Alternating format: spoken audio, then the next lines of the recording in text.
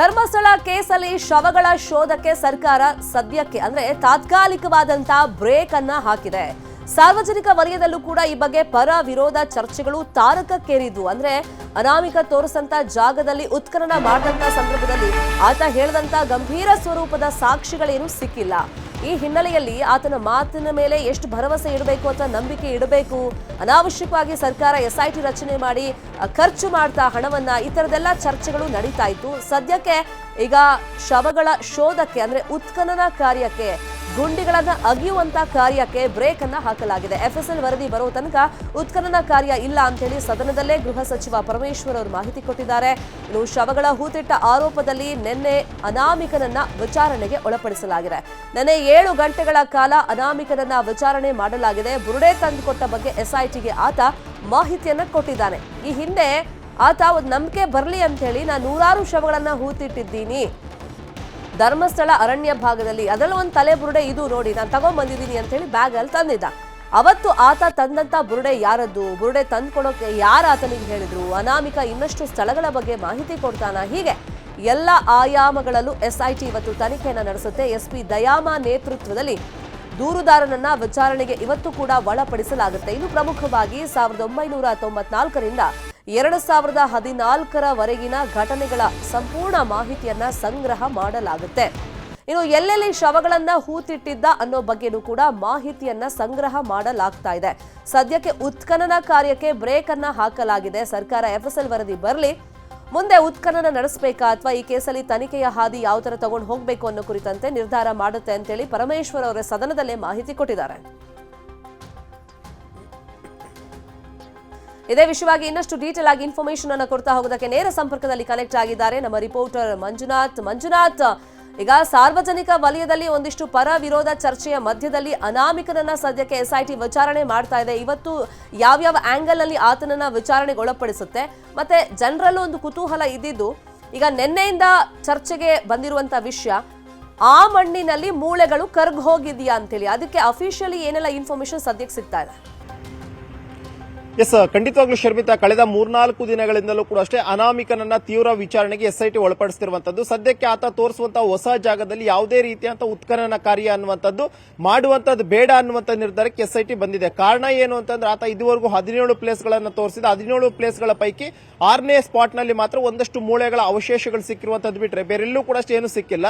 ಈಗಿರುವಂತಹ ಒಂದು ಮಾಹಿತಿ ಏನು ಅಂತಂದ್ರೆ, ಸದ್ಯಕ್ಕೆ ಅಲ್ಲಿನ ಸ್ಥಳೀಯರಾಗಿರ್ಬೋದು ಮತ್ತು ಅಲ್ಲಿನ ಪ್ರತ್ಯಕ್ಷದರ್ಶಿಗಳ ಒಂದಷ್ಟು ಹೇಳಿಕೆಗಳನ್ನ ಸಂಗ್ರಹಿಸಿದಂತ ಸಂದರ್ಭದಲ್ಲಿ ಈ ಒಂದು ಧರ್ಮಸ್ಥಳ ಭಾಗದಲ್ಲಿರುವಂತದ್ದು ಕೆಂಪು ಮಣ್ಣಲ್ಲಿ ಯಾವುದೇ ಮೂಳೆ ಇದ್ರೂ ಕೂಡ ಅಷ್ಟೇ ಕರಗೋಗುತ್ತೆ ಅನ್ನುವಂತ ಒಂದಷ್ಟು ವಿಚಾರಗಳು ಕೂಡ ಈಗಾಗಲೇ ಹೇಳಿದ್ದಾರೆ. ಜೊತೆಗೆ ಒಂದಷ್ಟು ತಜ್ಞರ ಒಂದು ಮಾಹಿತಿಯನ್ನು ಕೂಡ ಈಗಾಗಲೇ ಸಂಗ್ರಹ ಮಾಡಿಕೊಂಡಿರುವಂತದ್ದು. ತಜ್ಞರು ಹೇಳುವಂತಹ ಮಾಹಿತಿಯ ಪ್ರಕಾರವಾಗಿ ಕೂಡ ಅಷ್ಟೇ ಕೆಂಪು ಮಣ್ಣಾಗಿದ್ದಂತ ಒಂದು ಕಾರಣಕ್ಕೋಸ್ಕರ ಮೂಳೆಗಳು ಕರಗಿರುವಂತಹ ಸಾಧ್ಯತೆ ಇದೆ ಅನ್ನುವಂಥದ್ದು ಹೇಳಿದ್ರು.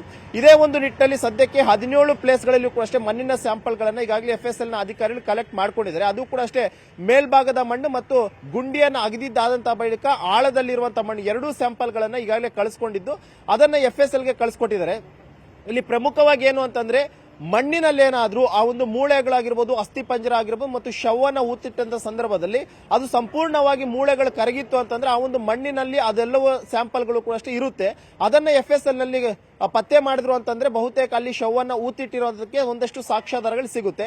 ಇದೇ ಒಂದು ಕಾರಣಕ್ಕೋಸ್ಕರ ಎಫ್ಎಸ್ಎಲ್ ನ ವರದಿ ಬರಲಿ ಅನ್ನುವಂತ ನಿಟ್ಟಿನಲ್ಲೂ ಕೂಡ ಈಗಾಗಲೇ ಎಸ್ಐಟಿ ಅಧಿಕಾರಿಗಳು ಕಾಯ್ತಾ ಇದ್ದಾರೆ. ಯಾಕಂದ್ರೆ ಆತ ಹೇಳ್ತಿರುವಂತದ್ದು ಏನು ಅಂತಂದ್ರೆ, ಕ್ಲಿಯರ್ ಕಟ್ ಆಗಿ ಸ್ಪಾಟ್ ನಂಬರ್ 13 ಆಗಿರ್ಬೋದು ಮತ್ತು ಬೇರೆ ಇನ್ನಿತರ ಪ್ಲೇಸ್ ಗಳಲ್ಲಿ ಏನಾತ ಗುರುತು ಮಾಡಿದ್ದ ಆ ಒಂದು ಪ್ಲೇಸ್ ಗಳನ್ನ ಶವಗಳನ್ನು ಹೂತಿಟ್ಟಿದ್ದೆ, ನಾನು ಹೂತಿಟ್ಟಂತಹ ಶವಗಳು ಇಲ್ಲೇ ಇರಬೇಕು, ಆದ್ರೆ ಈಗ ಅಗಿಯುವಂತಹ ಸಂದರ್ಭದಲ್ಲಿ ಯಾವುದೇ ರೀತಿಯ ಶವಗಳು ಕೂಡ ಸಿಕ್ಕಿಲ್ಲ ಅನ್ನುವಂಥದ್ದು ನಾನು ಹೇಳ್ತಿದ್ದ. ಆತ ಇನ್ನೊಂದು ವಿಚಾರ ಹೇಳ್ತಿರುವಂತದ್ದು ಏನು ಅಂತಂದ್ರೆ, ನಾನು ಹೂತಿಟ್ಟಿರುವಂತಹ ಶವಗಳು ಸುಮಾರು 20ರಿಂದ 25 ವರ್ಷಗಳ ಹಿಂದಿನ ಶವಗಳು, ಬಹುತೇಕ ಆ ಶವಗಳೆಲ್ಲವೂ ಕೂಡ ಅಷ್ಟೇ ಮೂಳೆಗಳು ಕರಗಿರುವಂತಹ ಸಾಧ್ಯತೆ ಇದೆ. ಕೆಂಪು ಮಣ್ಣಾಗಿರುವಂತಹ ಕಾರಣಕ್ಕೋಸ್ಕರ ಕರಗಿರಬಹುದು. ಆ ಒಂದು ಮಣ್ಣಿನ ಸ್ಯಾಂಪಲ್ ಗಳನ್ನ ಕಲೆಕ್ಟ್ ಮಾಡ್ಕೊಂಡು ಎಫ್ಎಸ್ಎಲ್ ಕಳಿಸಿದ್ರೆ ಅದರಲ್ಲಿ ಮೂಳೆ ಇತ್ತಾ ಇಲ್ವಾ, ಮೂಳೆ ಕರಗಿದೆಯಾ ಇಲ್ವಾ ಅನ್ನುವಂಥದ್ರ ಬಗ್ಗೆ ಗೊತ್ತಾಗುತ್ತೆ ಅಂತ ಹೇಳಿದ್ರೆ ಆ ಒಂದು ಕಾರಣಕ್ಕೋಸ್ಕರನೇ 17 ಕಡೆಗಳಲ್ಲೂ ಕೂಡ ಅಷ್ಟೇ ಮಣ್ಣಿನ ಸ್ಯಾಂಪಲ್ ಅನ್ನು ಎಫ್ಎಸ್ಎಲ್ಗೆ ಕಳಿಸ್ಕೊಟ್ಟಿದ್ದಾರೆ. ಇದು ಒಂದು ಕಡೆ ಆಯ್ತು ಅಂತಂದ್ರೆ, ಮತ್ತೊಂದು ಕಡೆ ಬುರುಡೆಯ ರಹಸ್ಯವನ್ನು ಕೂಡ ಸಂಪೂರ್ಣವಾಗಿ ಭೇದಿಸಬೇಕು ಅಂತ ಎಸ್ಐಟಿ ನಿರ್ಧಾರ ಮಾಡಿದೆ. ಆ ಒಂದು ಬುರುಡೆ ಆತ ಏನ್ ತಂದಿದ್ದ, ಆ ಬುರುಡೆ ಆತ ಹೇಳಿರುವಂತದ್ದು ಮಹಿಳೆಯ ಬುರುಡೆ ಅಂತ ಹೇಳಿದ್ರೆ, ಆದ್ರೆ ಅದನ್ನ FSL ನ ವರದಿಯ ಪ್ರಕಾರವಾಗಿ ಮಹಿಳೆ ಬುರುಡೆ ಅಲ್ಲ, ಅದು ಪುರುಷನ ಬುರುಡೆ 30 ವರ್ಷದ ಹಳೆಯದ್ದು ಅಂತ ಹೇಳಿದ್ದಾರೆ. ಹಾಗಾದ್ರೆ ಬುರುಡೆ ಈತನ ಕೊಟ್ಟಂತವ್ರು ಯಾರು, ಅಥವಾ ಈತನೇ ಬುರುಡೆಯನ್ನ ತಂದಿದ್ನ ಅನ್ನುವಂಥದ್ರ ಬಗ್ಗೆ ಎನ್ಕ್ವೈರಿಯನ್ನ ಮಾಡ್ತಿದ್ರೆ. ಆದ್ರೆ ಇದುವರೆಗೂ ಕೂಡ ಅಷ್ಟೇ ಆತ ಬುರುಡೆ ತಂದಿದ್ದಂತ ಜಾಗದ ಬಗ್ಗೆ ಇನ್ನೂ ಯಾವುದೇ ರೀತಿಯಂತ ಮಾಹಿತಿಯನ್ನ ಬಿಟ್ಕೊಟ್ಟಿಲ್ಲ. ಆ ಒಂದು ಕಾರಣಕ್ಕೋಸ್ಕರನೇ ಆತನ ಮೇಲೆ ಸಾಕಷ್ಟು ಅನುಮಾನಗಳು ಮೂಡ್ತಾ ಇರುವಂತದ್ದು. ಜೊತೆಗೆ 2014 ನಾನು ಕೆಲಸ ಬಿಡ್ತೀನಿ, ತದನಂತರ ನಾನು ಊರಿಗೋಗಿ ಫ್ಯಾಮಿಲಿ ಜೊತೆ ಇರ್ತೀನಿ ಅಂತ ಹೇಳಿದ್ದ. 2014ರಿಂದ 2025ರವರೆಗೂ ಕೂಡ ಅಷ್ಟೇ ಆತ ಏನ್ ಮಾಡ್ತಾ ಇದ್ದ, ನಿಜವಾಗ್ಲೂ ಕೂಡ ಅಷ್ಟೇ ಕೆಲಸ ಬಿಟ್ಟಂತ ಬಳಿಕ ಆತ ಏನ್ ಕೆಲಸದಲ್ಲಿದ್ದ, ಜೊತೆಗೆ ಆತನ ಬ್ಯಾಂಕ್ ಡೀಟೇಲ್ಸ್ ಆಗಿರ್ಬೋದು, ಫ್ಯಾಮಿಲಿ ಮೆಂಬರ್ನ ಡೀಟೇಲ್ಸ್ ಆಗಿರ್ಬೋದು, ಜೊತೆಗೆ ಫ್ಯಾಮಿಲಿಯವರ ಬ್ಯಾಂಕ್ ಡೀಟೇಲ್ಸ್ ಆಗಿರ್ಬೋದು. ಯಾಕಂದ್ರೆ ಒಂದೀಗ ಅನುಮಾನ ಮೂಡ್ತಾ ಇರುವಂತದ್ದು ಏನು ಅಂತಂದ್ರೆ, ಒಂದಷ್ಟು ಇನ್ಫ್ಲೂಯೆನ್ಸ್ ಆಗಿದೆ ತನಗೆ, ಫೈನಾನ್ಷಿಯಲಿ ತನಗೆ ಸಪೋರ್ಟ್ ಮಾಡುವಂತವ್ರು ತನ್ನ ಹಿಂದೆ ಇದ್ದಾರೆ. ಆ ಒಂದು ಕಾರಣಕ್ಕೋಸ್ಕರ ಹಣದ ಆಸೆಗೆ ಈ ರೀತಿ ಅಂತ ಕೆಲಸ ಮಾಡ್ತಿರಬಹುದು ಅನ್ನುವಂತ ಒಂದಷ್ಟು ಅನುಮಾನಗಳು ಮೂಡ್ತಾ ಇದ್ದಾವೆ. ಇದೇ ಒಂದು ಕಾರಣಕ್ಕೋಸ್ಕರ ಸಂಪೂರ್ಣವಾಗಿ ಆತನ ಬ್ಯಾಂಕ್ ಡೀಟೇಲ್ಸ್ ಆಗಿರ್ಬೋದು, ಫ್ಯಾಮಿಲಿ ಮೆಂಬರ್ಸ್ ನ ಡೀಟೇಲ್ಸ್ ಆಗಿರ್ಬೋದು, ಅವರ ಬ್ಯಾಂಕ್ ಡೀಟೇಲ್ಸ್ ಆಗಿರ್ಬೋದು, ಪ್ರತಿಯೊಂದನ್ನು ಕೂಡ ಅಷ್ಟೇ ಜಾಲಾಡುವಂತ ಒಂದು ಕೆಲಸಕ್ಕೆ SIT ಮುಂದಾಗಿರುವಂತದ್ದು.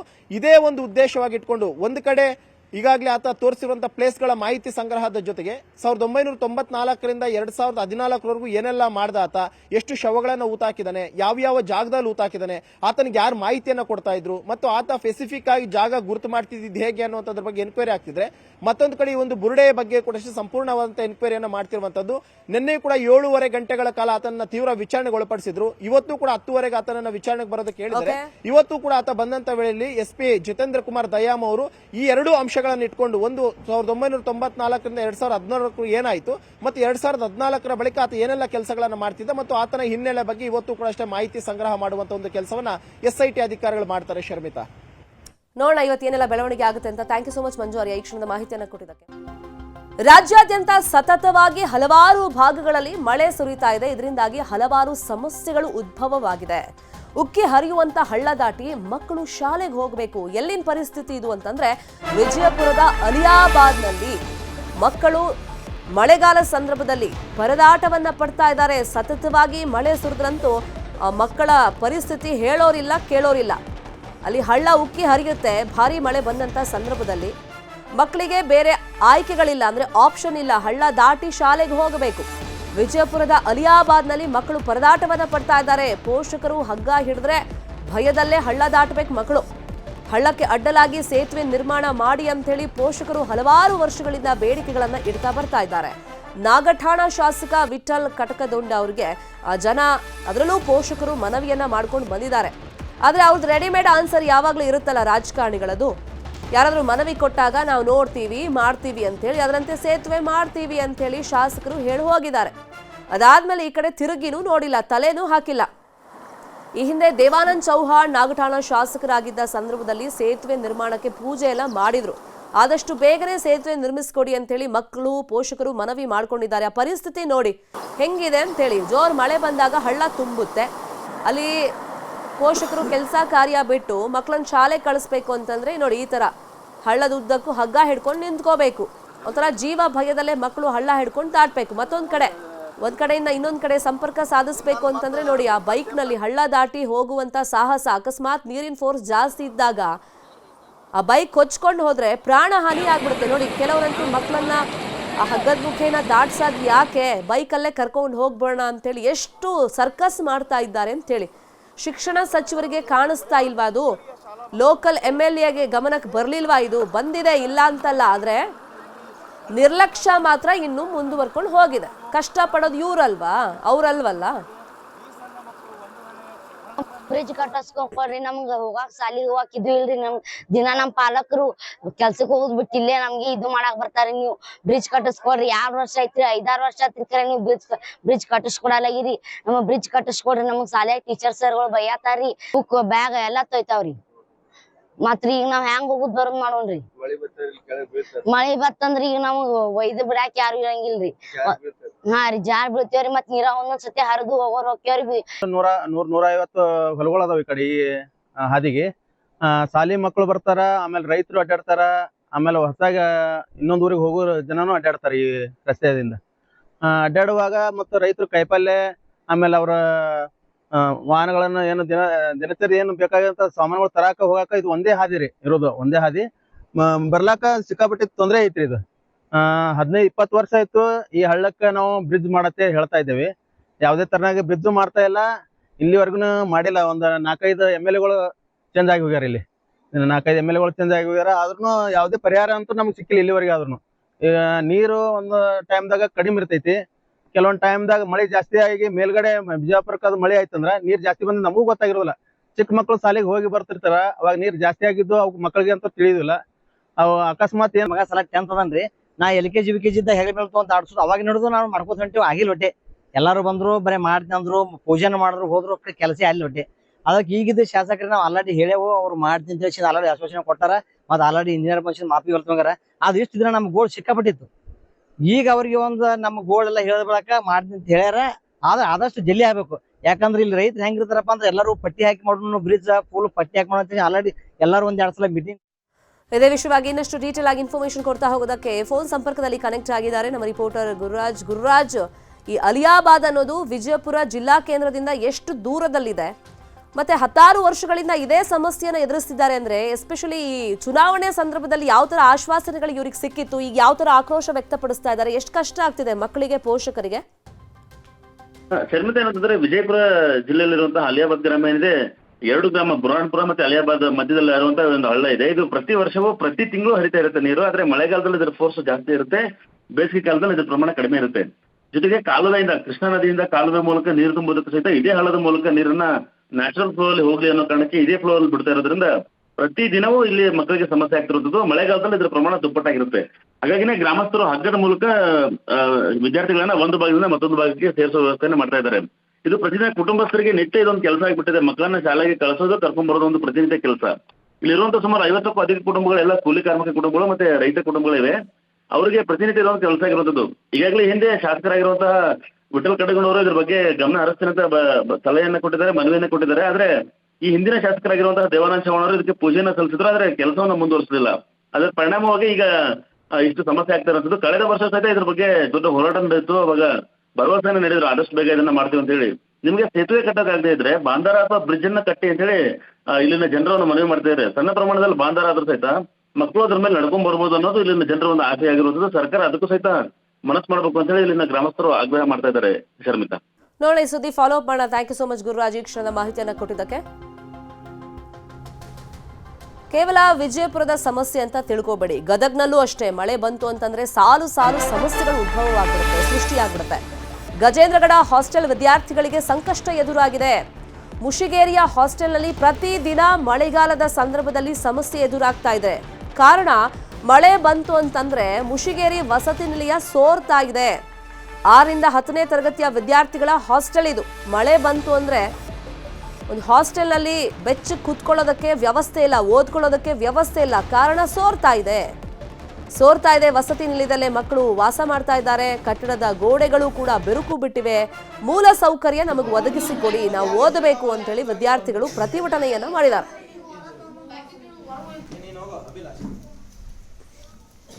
ದಿನದಂದು ನಮಗೆ ನೀರಿನ ಕೊರತೆ ಇದೆ. ಹಾಗೆ ನಮಗೆ ಈ ಬಿಲ್ಡಿಂಗನ್ನು ಸೋರುತ್ತಿದೆ ಮತ್ತು ನೀರಿಗಾಗಿ ಪರದಾಟ. ನಾವು ನೀರಿಗಾದರೆ ಮುಂಜಾನೆ ನೀರು ತೊಂಬರಕ್ಕೆ ಹೋಗ್ಬೇಕು. ಮತ್ತು ನಾವು ಒಂದು ಹಾಲುಜ್ಜಕ್ಕೆ ನೀರಿಲ್ಲ. ನಾವು ಹಾಲುಜ್ಜಕ್ಕೆ ಅಂದರೆ ನೀರಿಗೆ ಹೋಗ್ಬೇಕು, ಹೊರಗೆ ಹೋಗಿ ನೀರು ತೊಗೊಂಬಂದ್ರೆ ಆಮೇಲೆ ಊಟ ಸಿಗ್ತೈತಿ. ಬೆಡ್ ಇಲ್ಲ. ನಾವು 5 ವರ್ಷದಿಂದ ಹಿಂದೆ 5 ವರ್ಷ ಆಯ್ತು ನಾವು ಇಲ್ಲಿ ಬಂದು, ನಮಗೆ ಬೆಡ್ ಇಲ್ಲ, ಕಾಟ ಇಲ್ಲ ಮತ್ತು ಸಾಕ್ಷಿಸಿಲ್ಲ. ಅರ್ಬಿ ಕೊಟ್ಟಿದ್ದಾರೆ. ಇಲ್ಲಿ ನೀರಿಲ್ಲ ಇವತ್ತಿನ ದಿನದಲ್ಲಿ. ನಾಳೆ ಬೆಳಿಗ್ಗೆ ಕರಿತಂದ್ರೆ ಅಲ್ಲಿ ತಿಕ್ಕೊಳಕ ನೀರಿಲ್ಲ. ಹೊಳ್ಳಿ ಇಲ್ಲಿ ಹೊಗೆನ ಹೋಗ್ಯಕ್ಕ ಬರೀ ನೀರು ನಿಂದಿರ್ತ. ಹಾಸ್ಟೆಲ್ ನೀರು ತರಿಸಿದ ನೀರು ತುಕೊಂಡ್ರೆ ಬರೀ ಗುಳಿ ಹೋಗ್ತಾವು. ಹೊಳ್ಳಿ ಸಿಂಟ್ಯಾಕ್ಸ್ ತೊಳೆಯೋದಿಲ್ಲ ವಾರದಾಗೊಮ್ಮೆ. ಹೊಳ್ಳಿ ಬೆಡ್ ಕಾಟ ಇಲ್ಲ, ಮಳೆ ಸೋರ್ತಾ ಇದೆ, ತಗಡು ಎಲ್ಲ ತೋರ್ತಿದ್ದವು. ಇದೆಲ್ಲ ಟ್ರಂಕ್ ಸತೆ ಮುರಿದಾಗ್ಯವು. ಪ್ರೀ ಮೆಟ್ರಿಕ್ ಹಾಸ್ಟೆಲ್ ಇವತ್ತು ಸರಿಯಾದಂಥ ಮೂಲ ಸೌಲಭ್ಯಗಳೇ ಇಲ್ಲ. ಇವತ್ತು ಪ್ರೀ ಮೆಟ್ರಿಕ್ ಹಾಸ್ಟೆಲ್ ಸುಮಾರು 75 ಜನಸಂಖ್ಯೆ ಉಳ್ಳಂತ ಒಂದು ವಸತಿ ನಿಲಯ. ಇಲ್ಲಿ ಸರಿಯಾದಂಥ ಕಾಟಗಳಾಗಿರ್ಬೋದು, ಬೆಡ್ಗಳಾಗಿರ್ಬೋದು, ಅಥವಾ ಊಟ ಸಾಮಗ್ರಿಗಳಾಗಿರೋ ಊಟವನ್ನು ಕೊಡುವಂಥ ವ್ಯವಸ್ಥೆ ಆಗಿರ್ಬೋದು, ಅಥವಾ ವಿದ್ಯಾರ್ಥಿಗಳಿಗೆ ಕೊಡುವಂಥ ಸಮವಸ್ತ್ರ ಸೂಸಾಕ್ಸ್ ಆಗಿರ್ಬೋದು. ದಿನಬಳಕೆಗೂ ಕೂಡ ಇವತ್ತು ಸರಿಯಾದಂಥ ನೀರಿಲ್ಲ ಅವರಿಗೆ. ಇವತ್ತು ಅವರು ವಾಸ ಮಾಡುವಂಥ ಇವತ್ತು ಸ್ಥಳಗಳು ಇವತ್ತು ಬಿಲ್ಡಿಂಗ್ಗಳ ಸೋರಿಕೆ ಆಗ್ತಾ ಇದೆ. ಇವತ್ತು ಎಲ್ಲವೂ ಕೂಡ ಇವತ್ತು ದುರಸ್ತಿ ವ್ಯವಸ್ಥೆಯಲ್ಲಿರುವಂಥ ಬಿಲ್ಡಿಂಗ್ ಅನ್ನ ಇವತ್ತು ನಮ್ಮನ್ನು ಆಳುವಂಥ ಜನಪ್ರತಿನಿಧಿಗಳಾಗಿರ್ಬೋದು, ತಾಲೂಕಾ ಇಲಾಖೆ, ಜಿಲ್ಲಾ ಇಲಾಖೆ ಇದೇ ವಿಷಯವಾಗಿ ಇನ್ನಷ್ಟು ಡೀಟೇಲ್ ಆಗಿ ಇನ್ಫಾರ್ಮೇಶನ್ ಅನ್ನು ಕೊಡ್ತಾ ಹೋದಕ್ಕೆ ಫೋನ್ ಸಂಪರ್ಕದಲ್ಲಿ ಕನೆಕ್ಟ್ ಆಗಿದ್ದಾರೆ ನಮ್ಮ ರಿಪೋರ್ಟರ್ ಸಂತೋಷ್. ಎಷ್ಟು ಜನ ಸ್ಟೂಡೆಂಟ್ಸ್ ಇದ್ದಾರೆ, ಎಷ್ಟು ವರ್ಷಗಳಿಂದ ಈ ಸಮಸ್ಯೆಯನ್ನು ಎದುರಿಸ್ತಾ ಇದ್ದಾರೆ ನೋಡಿ. ಸುತ್ತಲೂ ನೀರಿದೆ, ಒಳಗಡೆ ನೀರು ಸೋರ್ತಾ ಇದೆ, ಆದರೆ ಕುಡಿಯೋ ನೀರು ಕುಡಿಬೇಕು ಅಥವಾ ಬ್ರಷ್ ಮಾಡಬೇಕು ಅಂದ್ರೆ ಬೇರೆ ಕಡೆಗೆ ಹೋಗಬೇಕು ಅಂತ ಸ್ಟೂಡೆಂಟ್ಸ್ ಹೇಳ್ತಾ ಇದ್ದಾರೆ. ಏನೆಲ್ಲ ಸಮಸ್ಯೆಗಳು ಆಗ್ತಾ ಇದೆ?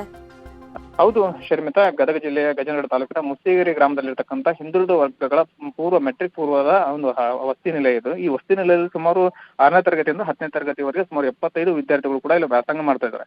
ಆದ್ರೆ ಈ ವ್ಯಾಸಂಗ ಮಾಡತಕ್ಕಂತಹ ವಿದ್ಯಾರ್ಥಿಗಳಿಗೆ ಯಾವುದೇ ರೀತಿ ಕುಡಿಯುವ ನೀರಾಗಿರ್ಬೋದು, ಜೊತೆಗೆ ಅವರಿಗೆ ದಿನನಿತ್ಯ ಬಳಕೆ ಬೇಕಾದಂತಹ ಮೂಲ ಸೌಕರ್ಯಗಳು ಕೂಡ ಸಿಗ್ತಾ ಇಲ್ಲ, ಕುಡಿಯುವ ನೀರು ಸಹ ಸಿಗ್ತಾ ಇಲ್ಲ. ಇಂತಹ ಸಾಕಷ್ಟು ಸಮಸ್ಯೆ ಅಷ್ಟೇ ಅಲ್ಲದೆ ಆ ಮಕ್ಕಳಿಗೆ ಏನು ಸರ್ಕಾರದಿಂದ ಸಿಗಬೇಕಾದಂತ ಸೌಲಭ್ಯಗಳು ಕೂಡ ಸಿಗ್ತಾ ಇಲ್ಲ. ಇನ್ನೊಂದು ಕಡೆಗೆ ಅತಿಯಾಗಿ ಮಳೆ ಬರ್ತಾ ಇದೆ, ಮಳೆಯಿಂದಾಗಿ ಆ ಕೊಠಡಿಗಳು ಕೂಡ ತೋರ್ತಾ ಇದಾವೆ. ಅಂತದ್ರಲ್ಲಿ ಆ ಮಕ್ಕಳು ಕೂಡ ಅಲ್ಲಿ ವಿದ್ಯಾಭ್ಯಾಸ ಮಾಡಬೇಕು, ಜೊತೆಗೆ ಅಲ್ಲಿ ವ್ಯಾಸಂಗವನ್ನು ಮಾಡಬೇಕು, ಅಲ್ಲೇ ಉಳ್ಕೊಳ್ಬೇಕು. ಜೊತೆಗೆ ಆ ಮಕ್ಕಳಿಗೆ ಸರ್ಕಾರದಿಂದ ಸೌಲಭ್ಯ ಸಿಗಬೇಕಾಗಿರುವಂತಹ ಬೆಡ್ಗಳಾಗ್ಲಿ ಮತ್ತು ಕಾಟಗಳಾಗ್ಲಿ ಯಾವುದೇ ರೀತಿ ಇದುವರೆಗೂ ಕೂಡ ಕೊಟ್ಟಿಲ್ಲ. ಇದು ಕಳೆದ 5 ವರ್ಷಗಳಿಂದ ಸಮಸ್ಯೆ ಅಂತೇಳಿ ಅಲ್ಲಿಯ SSLC ವಿದ್ಯಾರ್ಥಿ ಕೂಡ ಈಗಾಗಲೇ ನ್ಯೂಸ್ 18ಗೆ ಮಾಹಿತಿಯನ್ನ ಕೊಟ್ಟಿರುವಂತದ್ದು. ಆದ್ರೆ ಇಷ್ಟೆಲ್ಲಾ ಸಮಸ್ಯೆ ಇದ್ರೂ ಕೂಡ ಇದು ಸಂಬಂಧಪಟ್ಟಂತ ಹಿಂದುಳಿದ ವರ್ಗಗಳ ಕಲ್ಯಾಣ ಇಲಾಖೆ ಅಧಿಕಾರಿಗಳು ಮಾತ್ರ ಯಾವುದೇ ರೀತಿ ಇವರ ಸಮಸ್ಯೆಗಳಿಗೆ ಸ್ಪಂದನೆ ಮಾಡಿಲ್ಲ. ಇನ್ನು ಈ ಮಕ್ಕಳಿಗೆ ಕೊಡ್ಬೇಕಾದಂತ ನೋಟ್ಬುಕ್ಗಳಾಗಿರ್ಬೋದು, ಪೆನ್ಗಳಾಗಿರ್ಬೋದು, ಶೂಸ್ ಆಗಿರ್ಬೋದು, ಇಂತಹ ಯಾವುದೇ ರೀತಿ ಮಟೀರಿಯಲ್ಗಳನ್ನ ಮತ್ತು ಸಾಮಗ್ರಿಗಳನ್ನು ಕೂಡ ವಿತರಣೆಯನ್ನ ಮಾಡಿಲ್ಲ ಅನ್ನುವಂಥದ್ದು ಆ ಭಾಗದ ವಿದ್ಯಾರ್ಥಿಗಳ ಆರೋಪ ಕೂಡ ಆಗಿದೆ. ಆದ್ರೆ ಇನ್ನಾದ್ರೂ ಅಧಿಕಾರಿಗಳು ಎಚ್ಚೆತ್ತುಕೊಂಡು ಆದಷ್ಟು ಬೇಗ ಮುಸ್ತಿಗಿರಿ ಹಾಸ್ಟೆಲ್ ಅಲ್ಲಿ ಇರ್ತಕ್ಕಂಥ ಮಕ್ಕಳ ಸಮಸ್ಯೆಗೆ ಸ್ಪಂದಿಸಿ, ಯಾಕಂದ್ರೆ ಈಗ ನಿರಂತರವಾಗಿ ಮಳೆ ಆಗ್ತಾ ಇದೆ, ಮಳೆಯಿಂದಾಗಿ ಆ ಮಕ್ಕಳು ಕೂಡ ದಿನನಿತ್ಯ ಅಲ್ಲೇ ಮಲಗುವಂತ ಪರಿಸ್ಥಿತಿ ಆಗಿರ್ಬೋದು. ಯಾಕಂದ್ರೆ ಈ ತಂಪಾದ ವಾತಾವರಣ ಇದೆ, ಅಷ್ಟೇ ಅಲ್ಲೇ ಆ ಮಕ್ಕಳಿಗೂ ಕೂಡ ಯಾವುದೇ ರೀತಿ ಬಿಸಿ ನೀರಿನ ವ್ಯವಸ್ಥೆ ಸಹ ಇಲ್ಲವಂತೆ.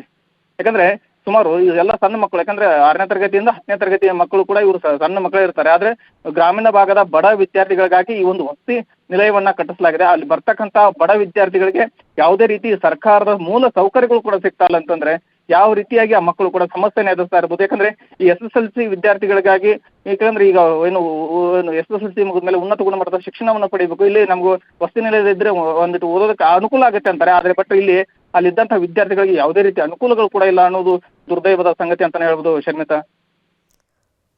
ಈಗ ಮಕ್ಕಳು ಕಂಪ್ಲೇಂಟ್ ಮಾಡ್ತಾ ಇದ್ದಾರೆ, ಯಾರ್ದಾರು ಗಮನಕ್ಕೆ ಬಂದಿದ್ಯಾ? ಶಿಕ್ಷಣ ಇಲಾಖೆ ಗಮನಕ್ಕೆ ಈ ಬಗ್ಗೆ ಬಂದಿದ್ಯಾ? ಯಾಕಂದ್ರೆ ಹಿಂದುಳಿದ ವರ್ಗದ ಮಕ್ಕಳು ಓದಬೇಕು ಅನ್ನೋ ಆಸೆಲಿ ಹಾಸ್ಟೆಲ್ ಸೇರ್ಕೊಂಡಿದ್ದಾರೆ, ಯಾರಾದ್ರೂ ಗಮನ ಹರಿಸ್ತಾ ಇದ್ದಾರಾ?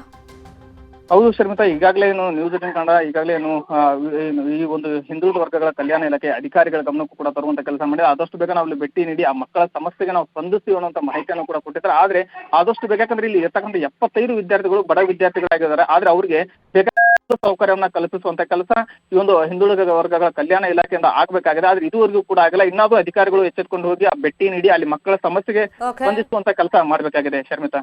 ಫಾಲೋ ಅಪ್ ಮಾಡೋಣ. ಥ್ಯಾಂಕ್ ಯು ಸಂತೋಷ್ ಈ ಕ್ಷಣದ ಮಾಹಿತಿಗೆ. ಇನ್ನು ಈ ಬಗ್ಗೆ ನಾವು ಪ್ರತಿಕ್ರಿಯೆಯನ್ನ ಕೇಳೋದಕ್ಕೆ, ಸಾಂಕ್ರಾಮಿಕ ರೋಗ ತಾಣವಾಗ್ಬಿಟ್ಟಿದೆ ಸರ್ಕಾರಿ ಶಾಲೆ ಮೈದಾನದಲ್ಲಿ ಪಾಚಿ ಕಟ್ಟಿದ ನೀರಿನಿಂದ ದುರ್ವಾಸನೆ ಬರ್ತಾ ಇದೆ. ಯಾದಗಿರಿ ಜಿಲ್ಲೆ ದೋರನಹಳ್ಳಿ ಶಾಲೆಯ ಸಮಸ್ಯೆ ಇದು ನೋಡಿ. ಮಳೆ ಬಂತು ಅಂದ್ರೆ ರಾಜ್ಯದ ನಾನಾ ಕಡೆಗಳಲ್ಲಿ ಮಕ್ಕಳು ಯಾವ್ಯಾವ ಪರಿಸ್ಥಿತಿಯನ್ನ ಎದುರಿಸ್ತಾರೆ. ಬಹುತೇಕ ಸರ್ಕಾರಿ ಶಾಲೆಗಳಲ್ಲಿ ಈ ಸಮಸ್ಯೆ ಇದೆ. ಎಲ್ಲ ಕಡೆ ಅಂತಲ್ಲ, ಸರ್ಕಾರಿ ಶಾಲೆಗಳು ಚೆನ್ನಾಗೇ ಇರುತ್ತೆ, ಆದರೆ ಕೆಲವೊಂದು ಕಡೆ ನಿರ್ಲಕ್ಷ್ಯಕ್ಕೆ ಒಳಗಾದಂಥ ಸರ್ಕಾರಿ ಶಾಲೆಗಳ ಪರಿಸ್ಥಿತಿ ಇದು. ಮೂಗು ಮುಚ್ಚಿಕೊಂಡೇ ವಿದ್ಯಾರ್ಥಿಗಳು ಓಡಾಡಬೇಕು. ಸಂಪೂರ್ಣವಾಗಿ ಶಿಥಿಲಾವಸ್ಥೆ ತಲುಪಿಟ್ಟಿದೆ ಶಾಲೆಯ 6 ಕೊಠಡಿಗಳು. ಮಳೆ ಬಂದಾಗ ನೀರು ಸೋರಿ ವಿದ್ಯಾರ್ಥಿಗಳಿಗೆ ಸಮಸ್ಯೆ ಆಗ್ತಾ ಇದೆ. ಇದಕ್ಕೆ ಪರಿಹಾರ ಕೊಡಿಸಿ ಅಂತೇಳಿ ವಿದ್ಯಾರ್ಥಿಗಳು ಕೇಳ್ಕೊಳ್ತಾ ಇದ್ದಾರೆ. ಒಂದ್ ಕಡೆ ನೀರು ಪಾಚಿ ಕಟ್ಟಿದೆ, ಅದರಿಂದಾಗಿ ದುರ್ವಾಸನೆ ಬರ್ತಾ ಇದೆ. ಶಾಲೆಯಲ್ಲಿ ಕುತ್ಕೊಂಡು ಪಾಠ ಕೇಳೋದು ಹೆಂಗೆ? ಮಳೆ ಬಂತು ಅಂದ್ರೆ ಸ್ಕೂಲ್ ಕಟ್ಟಡ ಸೋರುತ್ತೆ. ಯಾವ ತರ ಬಿರುಕು ಬಿಟ್ಟಿದೆ ನೋಡಿ. ಯಾವಾಗ ತಲೆ ಮೇಲೆ ಬೀಳುತ್ತೆ ಅನ್ನೋ ಆತಂಕ ಸಹಜವಾಗಿ ಮಕ್ಕಳಿಗೆ ಬಂದೇ ಬರುತ್ತೆ. ಭಾಳ ಹೊಲ್ಸ ರೀ, ಎಲ್ಲ ರೋಡಿನ ನೀರುಗಳೆಲ್ಲ ಈ ಕಡೆ ಬರ್ತಾವ್ರಿ. ಅದಕ್ಕೆ ಅಂತ್ರಿ ವ್ಯವಸ್ಥೆ ಮಾಡ್ಬೇಕ್ರಿ ಏನೋ ನಮ್ದು. ವಾಷಿಂಗ್ ಬರ್ತದ್ರಿ, ಮತ್ತೆ ಹಂಗೆ ರೀ ಅಲ್ಲಿ ಆಡಕನ ಆಗಲ್ರಿ. ಸ್ಪೋರ್ಟ್ಸ್ ಅವ್ರಿ ಆಡಕಂದ್ರೆ ಆಗಲ್ಲ ರೀ. ಸ್ಪೋರ್ಟ್ಸ್ ಪ್ರಾಕ್ಟೀಸ್ ಮಾಡಕ್ಕೆ ಎಲ್ಲಿ ಸ್ಪೋರ್ಟ್ಸ್ ಪ್ರಾಕ್ಟೀಸ್ ಮಾಡಕ್ಕೆ ಇಲ್ಲೇ ರೀ ಗ್ರಾಮ ಪಂಚಾಯತ್ ಮುಂದೆ ಮಾಡಕತ್ತೀವ್ರಿ. ಮತ್ತೆ ಹಂಗೆ ರೀ CC ಕ್ಯಾಮ್ರಾ ಮುರಿತಾರ್ರಿ, ಕುಡ್ದು ತಿಂದು ಇಲ್ಲೇ ಒಕ್ಕಟಿಗೆ ಹೋಗ್ತಾರೆ. ಇಲ್ಲಿ ನಮ್ಗೆ ಅಲ್ಲಿ ಎಲ್ಲ ರಾಡಿ ಇದ್ರಿ, ಆಟ ಆಡಕ್ಕೆ ತೊಂದರೆ ಆಗ್ಯದ್ರಿ. ಎಲ್ಲ ಅಲ್ಲಿ ಬಂದು ಕಪ್ಪಿ ಮಾಸದೆಲ್ಲ ಕುಂತ್ರಿ, ಸೊಳ್ಳೆ ಕಡಿತಾವ್ರಿ. ಸ್ವಲ್ಪ ಯಾವ್ದಾರ ವ್ಯವಸ್ಥೆ ಮಾಡಂತ ಹೇಳ್ರಿ. ಸ್ಕೂಲ್ ಒಳಗೆ ಬರ್ತಾವ್ರಿ. ಭಾಳ ಸಮಸ್ಯೆ ಅವ. ಇಲ್ಲಿ ಹುಡುಗರು ಸ್ಮೆಲ್ ಬರ್ತದ, ಊಟ ಮಾಡಂಗಿಲ್ಲ, ನಾಷ್ಟ ಮಾಡಂಗಿಲ್ಲ. ಏನದಂದ್ರೆ ಸಾಲಿ ವ್ಯವಸ್ಥೆ ಹುಡುಗರಿಗೆ ಬರ್ತಾವ, ರಾತ್ರಿ ಡ್ರಿಂಕ್ಸ್ ಮಾಡ್ತಾರ, ಎಲ್ಲದೆಲ್ಲ ಬಾತ್ರೂಮ್ ಮಾಡ್ತಾರ. ಮತ್ತೊಂದು ಏನೋ ಮೇಲಾಗಿ ಏನಂದ್ರೆ ಚಾವಿ ಮುರಿದುಗೇಸಿಂದ ಏನದಂತಂದ್ರೆ ಬಾತ್ರೂಮ್ ಮಾಡ್ತಾರೆ. ಬುಕ್ ಇದ್ದು ಒಳಗೆ ಹೋಗ್ಕೊಡ ಹೊರಗೆ ಹೋಗ್ಕೊಡ್ತಾರ. ಇದು ಏನಂದ್ರೆ ನೀರಿನ ಚರಂಡಿ ವ್ಯವಸ್ಥೆ ಇಲ್ಲ ಸರ್. ಇವೆಲ್ಲ ಸಾಲಿ ಬುಳಕಾಗ್ಯಾವ, ರೋಗದ ಎಲ್ಲ ಇದು ಭಾಳ ಸಮಸ್ಯೆ ಅವ್ರಿ. ನಮಗೆ ಭಾಳ ಸ್ಮೆಲ್ ಹೊಂಟದ್ರಿ. ಇದೇ ವಿಷಯವಾಗಿ ಇನ್ನಷ್ಟು ಡೀಟೇಲ್ ಆಗಿ ಇನ್ಫಾರ್ಮೇಶನ್ ಕೊಡ್ತಾ ಹೋಗೋದಕ್ಕೆ ಫೋನ್ ಸಂಪರ್ಕದಲ್ಲಿ ಕನೆಕ್ಟ್ ಆಗಿದ್ದಾರೆ ನಮ್ಮ ರಿಪೋರ್ಟರ್ ಗಣೇಶ್ ಪಾಟೀಲ್, ಶಾಲೆಯಲ್ಲಿ ಎಷ್ಟು ಕೊಠಡಿ ಇದೆ? ಅದರಲ್ಲಿ ಆಲ್ರೆಡಿ 6 ಕೊಠಡಿಗಳು ಶಿಥಿಲಾವಸ್ಥೆ ತಲುಪಿದೆ. ಇನ್ನೊಂದು ಕಡೆ ದುರ್ವಾಸನೆ, ಮಕ್ಕಳು ಏನೆಲ್ಲ ಕಂಪ್ಲೇಂಟ್ ಮಾಡ್ತಾ ಇದ್ದಾರೆ, ಮತ್ತೆ ಶಿಕ್ಷಣ ಇಲಾಖೆ ಗಮನಕ್ಕೆ ಇದು ಬಂದಿರುತ್ತೆ, ಅವರಿಗೆ ಯಾವ ತರ ಸಮರ್ಥನೆ ಮಾಡ್ಕೊಳ್ತಾ ಇದ್ದಾರೆ, ನೀವೇನೆಲ್ಲ ಫಾಲೋ ಅಪ್ ಮಾಡಿದ್ದೀರಾ? ನಿಜಕ್ಕೂ ಶರ್ಮಿತಾ, ಏನು ಇದು ಯಾದಗಿರಿ ಜಿಲ್ಲೆ ಶಹಾಪುರ ತಾಲೂಕಿನ ದೋರ್ನಹಳ್ಳಿಯಲ್ಲಿ ಬರ್ತಕ್ಕಂತಹ ಏನು ಸರ್ಕಾರಿ ಶಾಲೆ. ಈ ಶಾಲೆಯಲ್ಲಿ ಒಟ್ಟು 11 ಕೊಠಡಿಗಳಿದ್ದು 6 ಕೊಠಡಿಗಳು ಸಂಪೂರ್ಣವಾಗಿ ಶಿಥಿಲಾವಸ್ಥೆಗೆ ತಲುಪಿದ್ದಾವೆ ಅಂತ ಹೇಳ್ಬೇಕಾಗುತ್ತೆ. ಜೊತೆಗೆ ದೃಶ್ಯಾವಳಿಗಳಲ್ಲಿ ಕೂಡ ನೋಡಬಹುದು, ಏನು ಒಂದು ಕೆರೆ ಅಂತೆ ಮಾರ್ಪಟ್ಟಿದೆ, ಶಾಲಾ ಮೈದಾನ ಒಂದು ಕೆರೆ ಅಂತೆ ಮಾರ್ಪಟ್ಟಿದೆ. ಮಕ್ಕಳು ಬರ್ಬೇಕಾದ್ರೆ ಮೂಗನ್ನ ಮುಚ್ಕೊಂಡು ಬರ್ತಾರೆ. ಈಗ ಶಾಲೆಯ ಕ್ಲಾಸ್ ರೂಮಿನ ಮುಂಭಾಗದಲ್ಲಿಯೇ ಈ ಒಂದು ಪಾಚಿಗಟ್ಟಿರ್ತಕ್ಕಂತಹ ಗಲೀಜು ನೀರು ಸಂಗ್ರಹಣೆ ಆಗುತ್ತೆ. ಆ ಹಿನ್ನೆಲೆಯಲ್ಲಿ ಸಾಂಕ್ರಾಮಿಕ ರೋಗ ಬರ್ತಕ್ಕಂತಹ ಭೀತಿ ಕೂಡ ಮಕ್ಕಳಿಗಿದೆ. ಮತ್ತೆ ಪೋಷಕರು ಮಕ್ಕಳನ್ನ ಶಾಲೆಗೆ ಕಳ್ಸೋದಕ್ಕೆ ಹಿಂದೇಟಾಕ್ತಾರೆ. ಜೊತೆಗೆ ಹೇಳ್ಬೇಕಂತಂದ್ರೆ ಇಲ್ಲಿ 600 ವಿದ್ಯಾರ್ಥಿಗಳು ಓದ್ತಕ್ಕಂತಹ ಶಾಲೆ ಇದಾಗಿದೆ. ಒಂದು ಗ್ರಾಮದಲ್ಲಿ 600 ವಿದ್ಯಾರ್ಥಿಗಳು ಓದ್ತಕ್ಕಂತ ಒಂದು ಬಹುದೊಡ್ಡ ಶಾಲೆಯಾಗಿದೆ. ಇದಕ್ಕೆ ನಿರ್ಲಕ್ಷ್ಯ ಮಾಡ್ತಾ ಇದ್ದಾರೆ. ಯಾಕೆಂತಂದ್ರೆ ಕಲ್ಯಾಣ ಕರ್ನಾಟಕ ಭಾಗದಿಂದ 5,000 ಕೋಟಿ ಅನುದಾನ ಪ್ರತಿ ವರ್ಷಕ್ಕೆ ಬಿಡುಗಡೆ ಆಗುತ್ತೆ. ಆದ್ರೆ ಅಧಿಕಾರಿಗಳು ಯಾಕೆ ಒಂದು ಏನು ಅಧಿಕಾರಿಗಳಾಗಿರ್ಬೋದು, ಜನಪ್ರತಿನಿಧಿಗಳಾಗಿರ್ಬೋದು, ಏನು ಸರ್ಕಾರಿ ಶಾಲೆಗೆ ಬರೋದು ಬಡವರ ಮಕ್ಕಳು ಅಂದ್ರೆ ಇವರಿಗೇನು ಇದೇ ಇಲ್ವಾ? ಇವರಿಗೆ ಬಡವರ ಮಕ್ಕಳು ಹೇಗಾದ್ರೂ ಓದ್ತಾರೆ ಅಂತಕ್ಕಂಥ ಒಂದು ಶಾಸ್ತ್ರ ಮನೋಭಾವನೆ ಇದೆಯಾ ಅಂತ ಹೇಳಿ ಜನರ ಆಕ್ರೋಶ ಆಗಿದೆ ಅಂತ ಹೇಳ್ಬೇಕಾಗುತ್ತದೆ. ಜೊತೆಗೆ ಒಂದು ನಿರ್ಲಕ್ಷ್ಯ, ಅಧಿಕಾರಿಗಳು ಮತ್ತು ಜನಪ್ರತಿನಿಧಿಗಳ ದಿವ್ಯ ನಿರ್ಲಕ್ಷ್ಯದಿಂದನೇ ಈ ಸರ್ಕಾರಿ ಶಾಲೆಗಳ ಅಭಿವೃದ್ಧಿಗೆ ಆಗ್ತಾ ಇಲ್ಲ ಅಂತ ಜನರು ಆಕ್ರೋಶವನ್ನು ವ್ಯಕ್ತಪಡಿಸ್ತಾ ಇದ್ದಾರೆ. ಶರ್ಮಿತಾ, ಈ ಸುದ್ದಿ ಫಾಲೋ ಅಪ್ ಮಾಡಿ. Thank you so much Ganesh, ಈ ಕ್ಷಣದ ಮಾಹಿತಿಯನ್ನು ಕೊಟ್ಟಿದ್ದಕ್ಕೆ. ಮಳೆ ಬಂತು ಅಂದ್ರೆ ಸಾಕು ಕೆರೆ ತರ ಆಗುತ್ತೆ ಶಾಲೆ. ರಾಯಚೂರಿನ ಗುಡಿಹಾಳದ ಸರ್ಕಾರಿ ಶಾಲೆಯ ದುಸ್ಥಿತಿ ಇದು. ಮಳೆಯಿಂದಾಗಿ ಶಾಲೆಯ ಆವರಣದ ತುಂಬಾ ನೀರು ನಿಂತುಕೊಂಡಿದೆ. ಮೊಣಕಾಲುದ್ದ ನೀರು ನಿಂತ್ಕೊಂಡ್ಬಿಡುತ್ತೆ ಮಳೆ ಬಂದಾಗ. ರಾಯಚೂರಿನ ಗುಡಿಹಾಳದ ಸರ್ಕಾರಿ ಶಾಲೆ ಮುಂಭಾಗದಲ್ಲಿ ಆವರಣದಲ್ಲಿ ಮಕ್ಕಳಿಗೆ ಅಲ್ಲಿ ಎಷ್ಟು ಸಂಕಷ್ಟ ಅಂದ್ರೆ ಅದೇ ನೀರಲ್ಲಿ ಮಕ್ಕಳು ಪಾಪ ಆಟ ಆಡಬೇಕು. ಅಧಿಕಾರಿಗಳ ಗಮನಕ್ಕೆ ತಂದ್ರೂ ಕೂಡ ನೋ ಯೂಸ್ ಪರಿಸ್ಥಿತಿ. ಅವ್ರಿಗೇನು ಬೆಚ್ಚಗ ಅವ್ರ ಆಫೀಸಲ್ಲಿ ಇರ್ತಾರೆ, ಸಂಬಳ ಎಣಿಸ್ಕೊತಾರೆ. ಮಕ್ಕಳ ಪರಿಸ್ಥಿತಿ ನೋಡಿ ಸರ್ಕಾರಿ ಶಾಲೆಗಳಲ್ಲಿ ಹೆಂಗಿದೆ ಅಂತ ಹೇಳಿ. ಅವ್ರ ಗಮನಕ್ಕೆ ತಂದ್ರೂ ಕೂಡ ಪರಿಸ್ಥಿತಿಯನ್ನು ಸುಧಾರಿಸೋ ನಿಟ್ಟಿನಲ್ಲಿ ಅಥವಾ ಆ ಸಮಸ್ಯೆಗೆ ಪರಿಹಾರ ಕೊಡಿಸುವಂಥ ನಿಟ್ಟಿನಲ್ಲಿ ಪ್ರಯತ್ನಗಳು ಆಗದೇ ಇಲ್ಲ. ನೋಡಿ ಶಾಲೆ ಆವರಣದಲ್ಲಿ ಹೆಂಗೆ ನೀರು ತುಂಬಿಕೊಂಡಿದೆ ಅಂತೇಳಿ. ಇದಕ್ಕೆ ಪರ್ಯಾಯ ವ್ಯವಸ್ಥೆ ಮಾಡಬೇಕಲ್ವಾ? ಮಳೆ ಬಂದಾಗ ಸಹಜ ಕೆಲವು ಕಡೆ ತಗ್ಗು ಪ್ರದೇಶಕ್ಕೆ ನೀರು ನುಗ್ಗೋದು. ಆದರೆ ನೀರನ್ನು ತೆರವು ಮಾಡುವಂಥ ನಿಟ್ಟಿನಲ್ಲಿ ಒಂದು ಶಾಶ್ವತ ಪರಿಹಾರ ಶಾಲೆ ಮುಂಭಾಗದಲ್ಲಿ ಕಲ್ಪಿಸ್ಕೊಡುವಂಥ ನಿಟ್ಟಿನಲ್ಲಿ ಅಧಿಕಾರಿಗಳಿಗೆ ಒಂದು ಇಚ್ಛಾಶಕ್ತಿನೇ ಇಲ್ಲ ಅಂದರೆ ಏನು ಹೇಳಬೇಕು ಇದಕ್ಕೆ? ಈ ಸರ್ಕಾರಿ ಶಾಲೆ ಶತಮಾನ ಪೂರೈಸಿದ್ದು, ಸಮಸ್ಯೆಗಳ ಸರಮಾಲೆನೇ ಇಲ್ಲಿದೆ. ಅಲ್ಲಿಂದ ಇಲ್ಲಿ ಹಳ್ಳ ಬರ್ತದೆ ಸರ್. ಬುದ್ದಿನ ಕೆರೆ ಜಾಸ್ತಿ ನೀರು ಬಂದು ಹಳ್ಳದ ನೀರು ಇಲ್ಲಿ ಈ ಶಾಲೆ ಗ್ರೌಂಡ್ನಲ್ಲಿ ಬರ್ತದೆ ಸರ್. ಈ ಹುಡುಗರು ಓಡಾಡಕ್ಕನ ಆಗಲ್ಲ ಸರ್. ಇದು ಮಳೆಗಾಲ ಬಂದದ್ದು ಪ್ರತಿ ವರ್ಷ ಹಿಂಗೆ ಆಗ್ತಾ ಇದೆ ಸರ್. ಈ ವರ್ಷ ಮಳೆ ಜಾಸ್ತಿ ಇದ್ದಿಲ್ಲ, ಇದಾಗಿದ್ದಿಲ್ಲ ಸರ್ ಇದುವರೆಗೆ. ಈ ಮಳೆ ಬಂದದ್ನಾಗ ಇದು ಪ್ರಾಬ್ಲಮ್ ಇಷ್ಟು ಇರೋದು ಸರ್. ಯಾರಿಗೆ ಎಲ್ಲ ಜನಪ್ರತಿನಿಧಿ ಎಲ್ಲರಿಗೆ ಹೇಳಿದ್ರು ಯಾರು ಇದು ಮಾಡಿಲ್ಲ ಸರ್. ಇದು ಒಂದು DC ಫ್ಲಡ್ ಇದರಿಂದ ಆಗ್ಬೇಕು ಸರ್. ಈ ಪಂಚಾಯತಿ ಮಟ್ಟದಲ್ಲಿ ಆದ್ರೆ ಇಷ್ಟು ಅಮೌಂಟ್ ಬರಲ್ಲ ಸರ್. ಇದು DC ಲೆವೆಲ್ಯಾಗ ಇದಾದ್ರೆ ಸ್ವಲ್ಪ ಇದಕ್ಕೆಲ್ಲ ಪರಿಹಾರ ಸಿಗುತ್ತಂತ ನಮ್ಮ ಅಭಿಪ್ರಾಯ ಸರ್. ಇದೆಲ್ಲ ಎಲ್ಲರಿಗೆ ಹೇಳಿ ಸಾಕಾಗಿ ತುಂಬ ತೊಂದರೆ ಆಗಿಬಿಡಿ ಸರ್. ಹುಡುಗರು ಶಾಲೆಗೆ ಬರೋದು ಕೆರೆ ಬಂದು ಆಟ ಆಡ್ದಂಗೆ ಹಾಕಾಯಿದ್ರಿ. ಎಲ್ಲ ಅಧಿಕಾರಿಗಳಿಗೆ ಹೇಳಿದ್ರಿ, ಆದರೂ ಯಾರು ಇದ್ರ ಬಗ್ಗೆ ಕ್ರಮ ಕೈಗೊಂಡಿಲ್ಲ. ಹುಡುಗರೆಲ್ಲ ನೀರಾಗಿ ಇಳಿದು ಆಟ ಆಡೋದು ಇಂಥವೆಲ್ಲ ಜಾಸ್ತಿ ಇದು ಮಾಡಕತ್ತೇವ್ರಿ.